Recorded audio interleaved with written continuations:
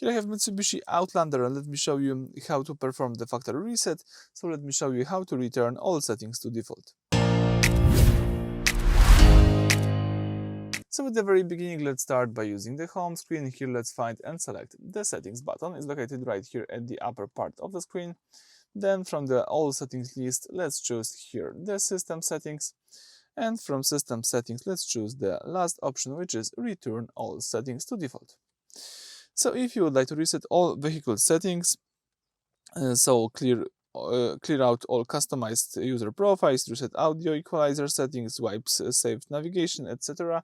Basically all settings. Let's keep here the yes button. If no, let's tap no. In my case, let me confirm it by tapping yes.